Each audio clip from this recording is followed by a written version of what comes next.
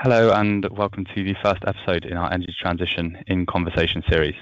My name's Owen, I head up the Energy Transition team here at Reuters Events, and over the coming weeks we'll be joined by CEOs from across the energy spectrum who are committed to a sustainable energy future and ready to tackle the energy transition head on.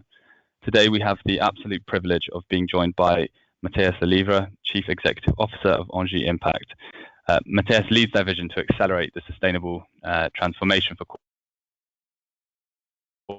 strategic leader with a decade of global experience in both the public and private sectors. Thank you for joining, Mathias. Thank you. Hi, everybody. Brilliant. Before we start, just as everything that we do produce, this is very much an interactive discussion. There will be the possibilities to ask questions via the question box on everyone's screen. So do pop questions in there, and we'll try and get to as many of them as possible at the end. Just to start with, I think, Mathias, for those who are kind of tuned in and aren't so familiar with the work that you do, can you tell us a little bit more about what the work you're doing at ENGIE Impact is and kind of what your vision is for a sustainable transformation? Thanks, Owen. So in a couple of words, ENGIE Impact is the sustainability consulting arm of ENGIE, the largest company in the world focused on low carbon energy and services. And so we advise businesses, cities, governments on their sustainability strategies, really helping them through data and through expertise to set the right strategies for themselves to operate while becoming more and more sustainable, reducing their footprint on the environment in terms of energy, in terms of water or consumption of key resources, waste production. And we help them also think about this in a strategic way, in a transformative way, how to work with all the stakeholders to be successful with that transformation and how to track progress. And what we found on the market is that there is a massive opportunity or momentum with a lot of organizations that have really moved forward, setting very aggressive goals for themselves and implementing actions to get there. But at the same time, it's a challenge to implement this ambition because of the maturity overall of markets, technologies is not always there. There's not like a silver bullet to make it happen. And so the complexity of getting from the intent, the goals to implementation is where we find that it's really difficult and there's a need for support. And so that's really where we focus to really reduce that gap when our research shows that less than 25% of the corporations are really on pace to meet their carbon reduction objectives. So that's really where we are focusing globally. We serve around 1,000 clients throughout the world, in Americas, in Europe, and in Asia, and so that's we've been active for quite some time now in this space. Sure. Yeah. No, that's a great intro. I mean, you touched on that kind of that growth in sustainability kind of initiatives and net zero commitments. That said, I think there's is a feeling amongst some in industry that not enough is being done and that the energy transition ultimately is failing. How would you evaluate the success of efforts to decarbonize by the energy sector or more widely so far? We have really a decade to change the paradigm on carbon and this transition to really stop the growth we see globally of carbon emission and reverse that tendency to really decrease carbon emission globally. Today, we can say macro level that we are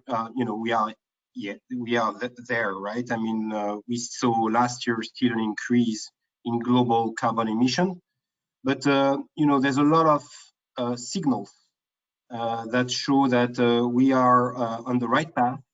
And I think the question is really how to accelerate to really be at speed and at scale when it comes to that transformation. And there's really a convergence of two major trends that are really feeding that transformation. One, the technology readiness. with costs that have been decreasing massively, and so the availability of this technology to make that transformation real. And second, the pressure of stakeholders that continue to increase from everywhere, putting pressure on everybody on the system to actually transform faster. On the technology side, you've seen, for instance, renewable technologies continuing to progress and to expand globally, and really the costs continuing to fall down. And that's really good news. Today in some regions in the world, it's cheaper to buy renewable energy compared to classic energy sources. And that's really a change that happened over the last 5 years. And it's true in some regions in the US, in India, in Asia, in Europe. And so with those technologies, you can really think about changing the way you consume energy in the first place and get sourcing from renewable energy. On the energy efficiency front, IoT, there's a lot of progress as well there where you can find your economics.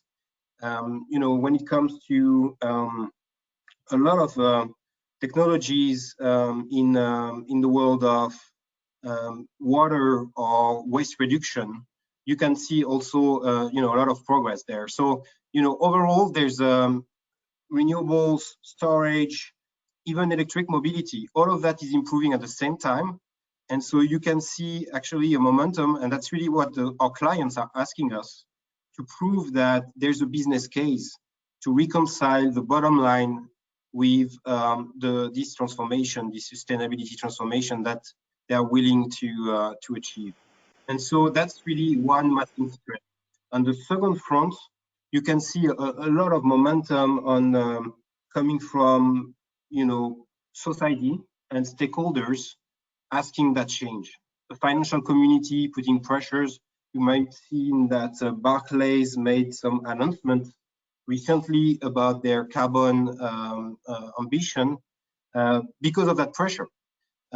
You might also remember about the employees from Amazon putting pressure on the company to really take all the commitments in terms of carbon neutrality. So it's really coming from every pieces, consumers, internal employees, and also the financial community. And so the convergence of those two, technology improvements and that pressure, is actually getting us in the right direction. And then you can see the number of companies that are taking these commitments that didn't stop to increase year over year. In 2019 only, there were more companies taking commitments towards sustainability compared to the last 3 years. So it's really moving in the right direction, and the question is, are we going fast enough? And today we can't say that we are at the right speed, but we definitely see strong signals that we're getting better and better. Sure, yeah, I think that's interesting, and kind of that conversion that you speak to there, but at the same time kind of acknowledging that perhaps the kind of speed isn't what we need. I mean, as I say, you mentioned at the beginning around kind of the idea that only kind of 25% of companies are really on target to meet their kind of climate goals. With regard to these targets, do you think they're achievable, and do you think they're realistic?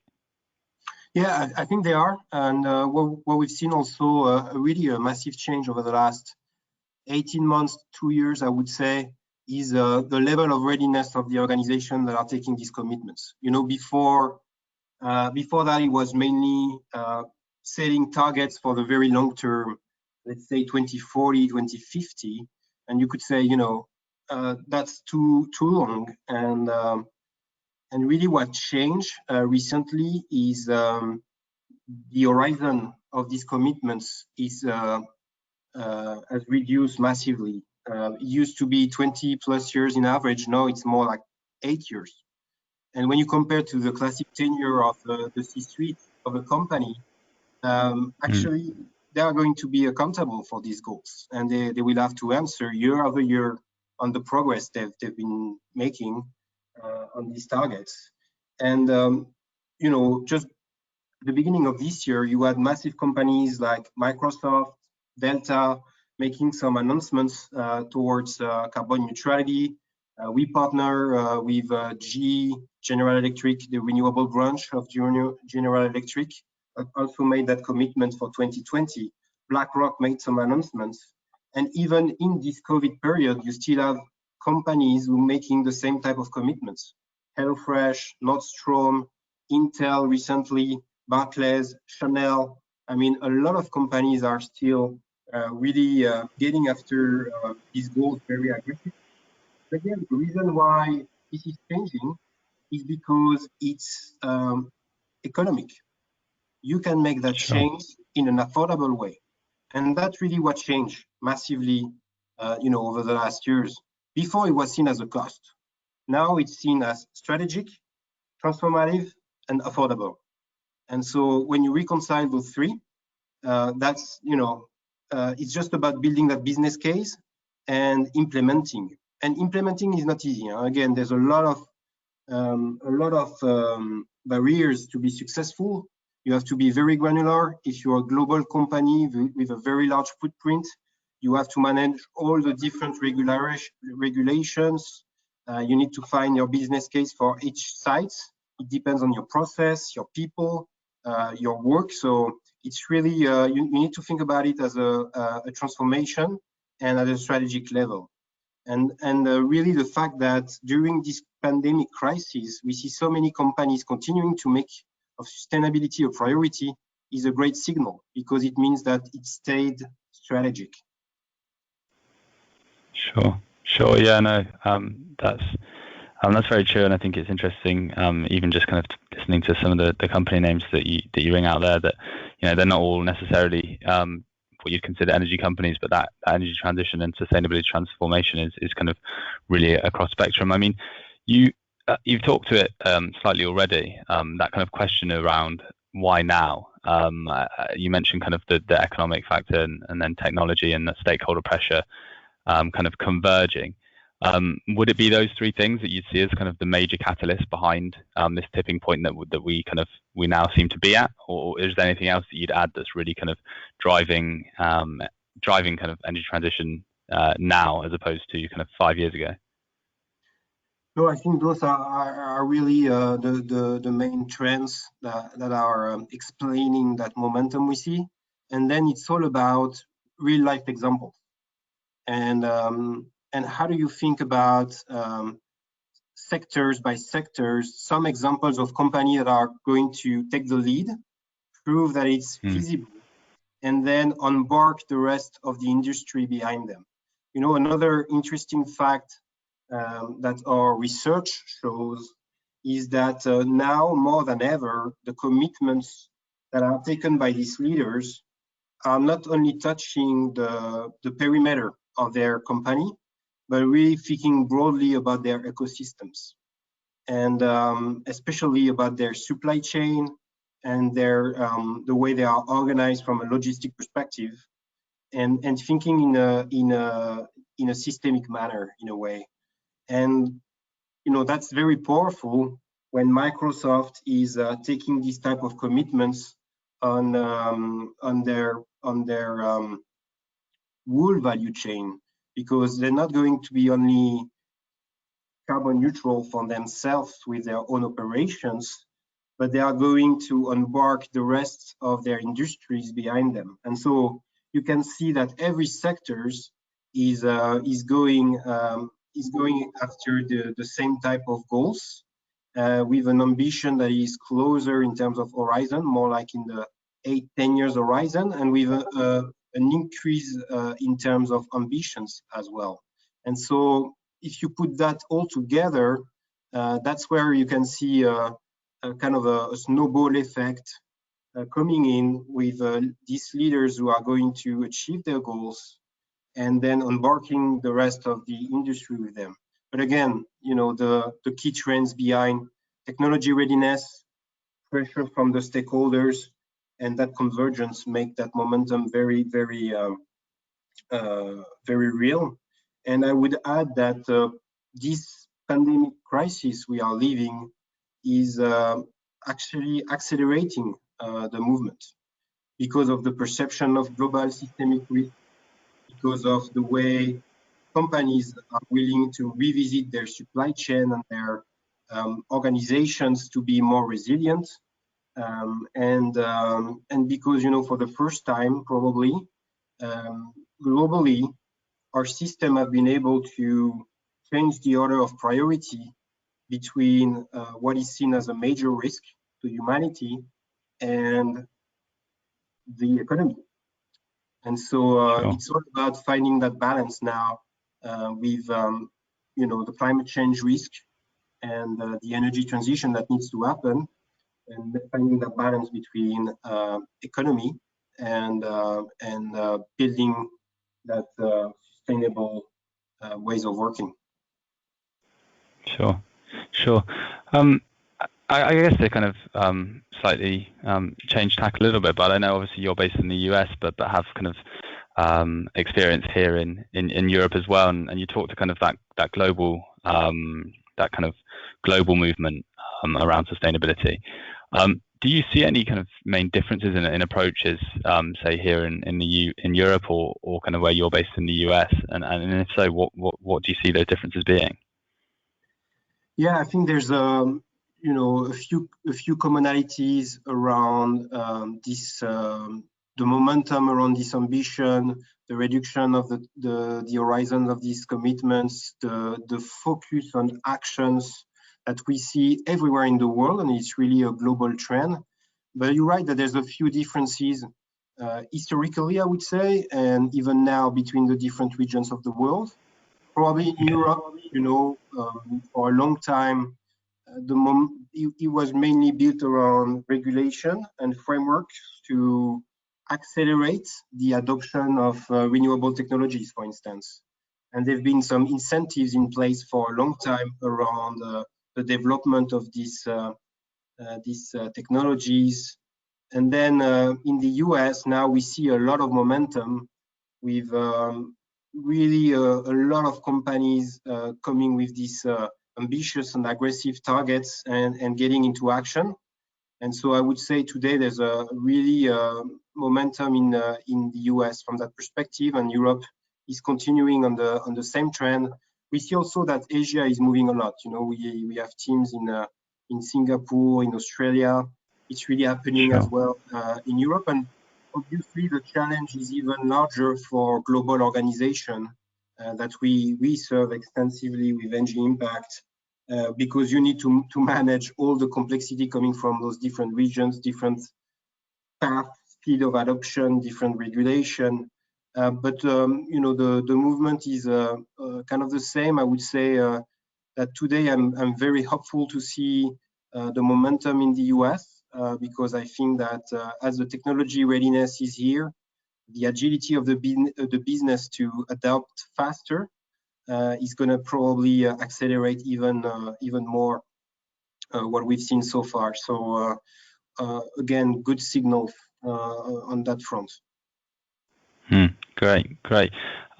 Yeah, I think you kind of talked there as well around that kind of actionable side of things as well. And I think underpinning a lot of what we've discussed so far is really that ability to really kind of put things into action and kind of really start to drive towards kind of net zero as a global economy.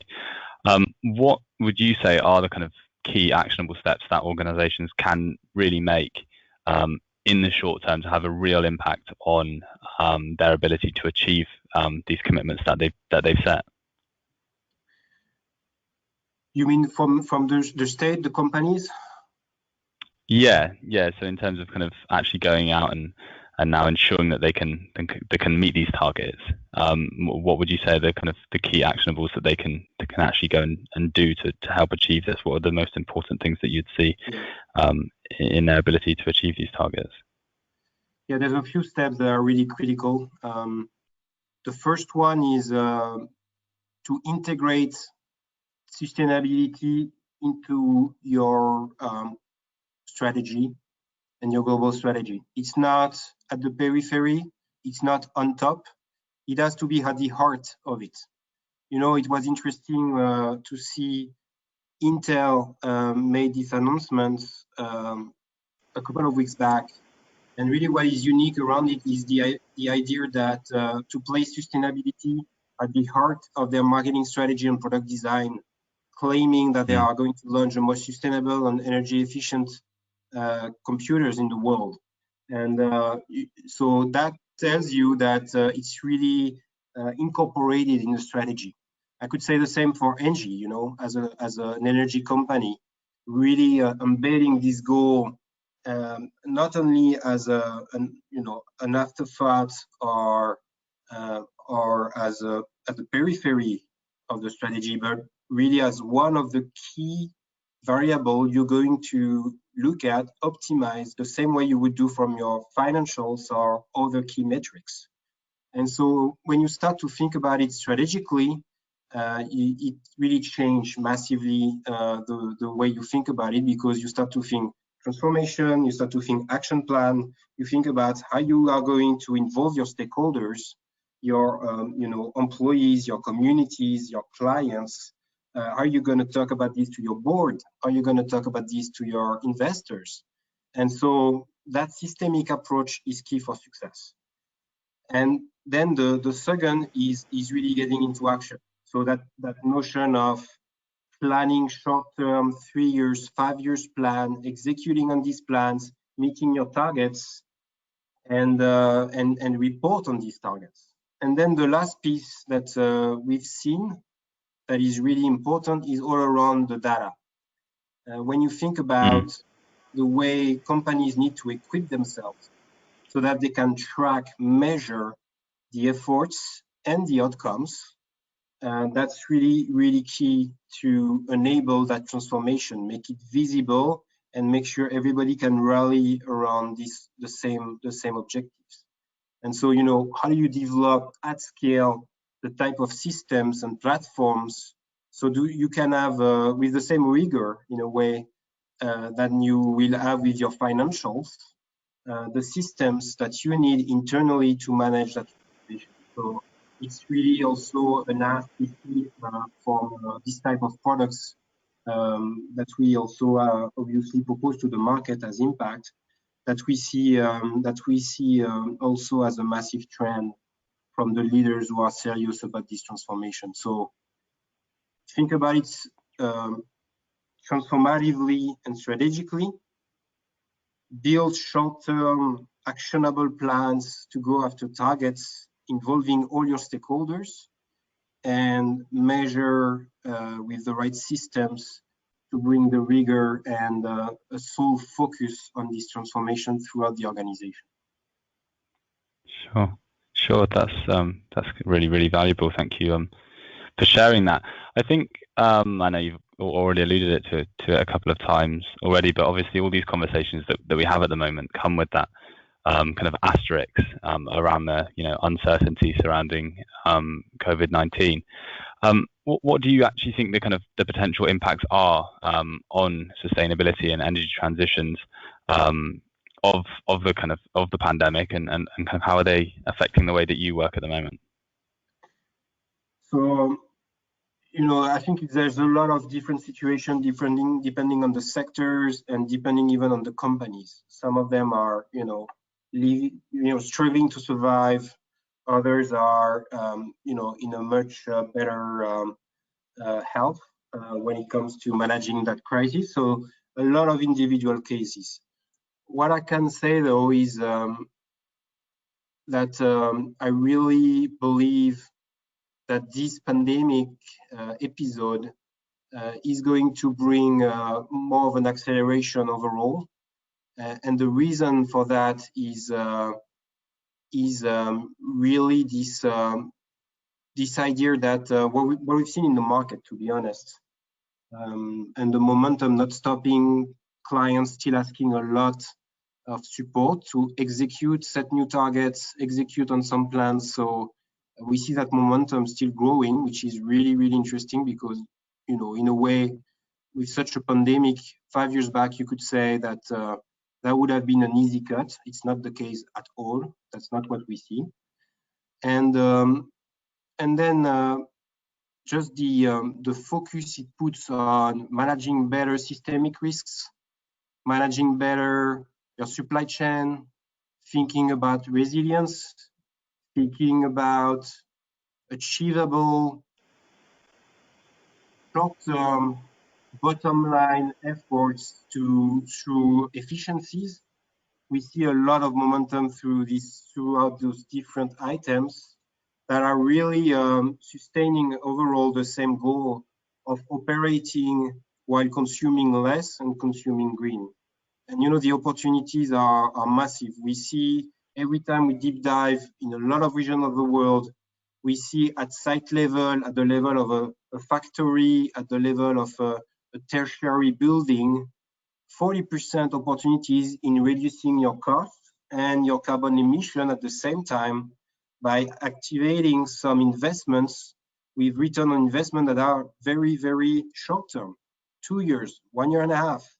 So the economics are here again. So as soon as it's affordable, it should become a no-brainer. It's an easy choice. The problem is to really find the right unlocks, gather the right expertise so that you can actually uncover these opportunities.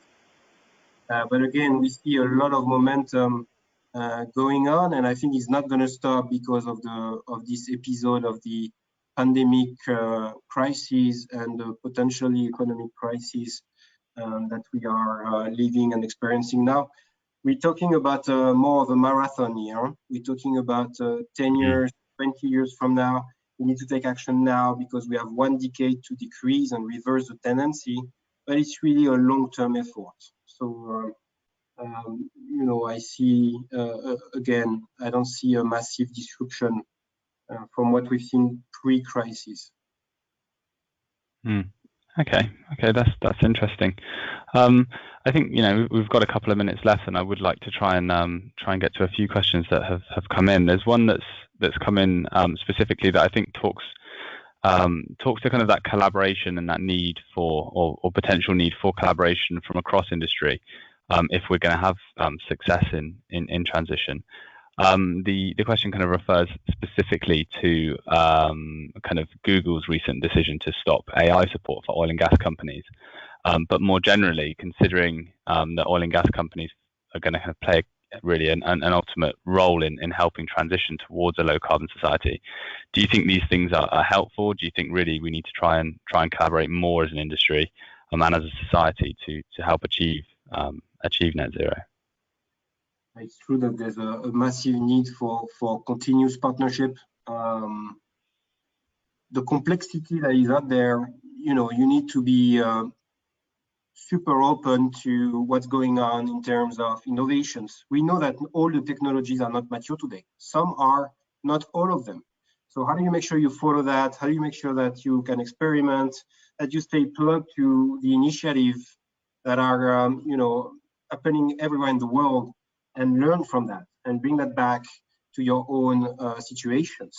And so I think there's clearly a strong need for openness, learning, and partnership to drive further. I think also from an innovation perspective, I think also it's very true from the way businesses and states and regulators needs to come together around this. For years, the sustainability movement was more led by states and regulations in a way, and that really shifted since the Paris COP agreement a few years back, and businesses really taking the lead. But I think really we need both forces to push toward the same direction at the same time with very consistent measures, frameworks, so that we push for every solutions. And every sector will have to decarbonize. The way to be consistent with a 1.5 degree or 2 degree scenario, which is the bare minimum we need to actually stay in a healthy environment by 2050, is for everybody to go to zero. Everybody. And so, everybody has to transform. And we've seen some companies that have really starting and leading the wave in some sectors that some might say, yeah, but it's easier for them than for us. what I can tell you is that it's not easy for anybody. It's difficult for everyone, and it's all about leadership, the ability to lead and push forward, and break the case. Just go for it. Find your economics in that transformation, and it's tough. It's tough by definition because transformation is never easy. But I feel like it's going to be definitely about all pushing in the same direction. And then the last piece on the partnership is really around how these massive companies who are leading the way are going to bring the whole supply chain. I talked a little bit about that earlier, but how do you partner with your main suppliers to actually make it happen for them as well? So that your products, your services are really carbon neutral from the beginning of the value chain. And that's a massive need for partnership there. Sure, that's really interesting. I think potentially a nice way to finish it. Really, we've received a lot of questions, a lot of comments and questions in saying, thanks for kind of sharing all of this with us. It's been very educational for myself and for everybody else on the line. I think what would be nice to finish with is there's a couple of kind of questions talking really about more kind of Engie impact and Engie as a company and how you have changed hugely over the years. There's a few people interested to hear a little bit more about kind of how you specifically are adapting in this current climate, how you are kind of making sure that kind of culturally you're still able to develop and deliver on your plans, and if there's any kind of advice that you would have for others, both trying to navigate the transition and navigate the kind of the current pandemic, and anything that you would say as any kind of final takeaways. Yeah, great. I think what is interesting with maybe I'll start with Engie is really one of the leading company in the energy sector who went after this transformation very aggressively, and starting that journey really 5 years ago, set for itself massive and tremendous transformation efforts to get out of the coal activities, the oil activities, and really refocusing all of our activities as a group into renewables, services to the energy efficiency for clients, and networks to support the systems, the energy systems throughout the world. A massive divestment plan of 15 billion, reinvesting more than 20 billions into these activities of the future, and at the same time transitioning. And we decreased by more than 50% our carbon emission in the first 3 years, and now trending to put our plans toward neutrality. And so as a company in the energy sector, I'm really inspired by what Engie put together over the past in terms of transformation. As Engie impact for ourselves, we are carbon neutral, obviously, and we trend to not only compensate our emission, but reduce our intensity year over year through our buildings, through our travels, really trying to role model in a way what we also advise for our clients. And again, it's a transformation. It's not easy. You need to touch every part of your activities and your business. Especially as we've been navigating this COVID-19 crisis, there's a lot of learning in the way we shift in our 2,000 employees in every of our 20 offices in the world in a work from home environment, and still delivering our services to clients. How do you continue to engage successfully with all of your clients throughout this very specific work setup? So yeah, a lot of learning. I'm sure it will continue to inform our plans for the future. But overall, for me, what is really important is to acknowledge the fact that this transformation is here. It's possible. It's affordable. And that's really the change. You need to think about it transformatively, strategically. You need to put it at the heart of who you are as a company, as a key manager of infrastructure, ports, airports, university, cities, and that's the way to success. I think that's a brilliant way to end. And once again, thanks for kind of taking the time out and sharing all these insights with us. I mean, as I say, I think this is all we have time for today, and we've actually run over. So I do appreciate that. And once again, thanks for joining us, and thanks for everybody who has tuned in today. Also, apologies if we couldn't get to anyone's questions. But as I say, we'll have to wrap up here. The next episode next week will feature Pratima Rangarajan, the CEO of the OGCI Climate Investments. So be sure to join us for that. Once again, a massive thank you, Mathias. It's been an education and a real privilege. So thanks for taking the time out today. And yeah, we look forward to hearing more from you and your colleagues at Engie over the coming months. Thanks for having me. Cheers. Bye-bye.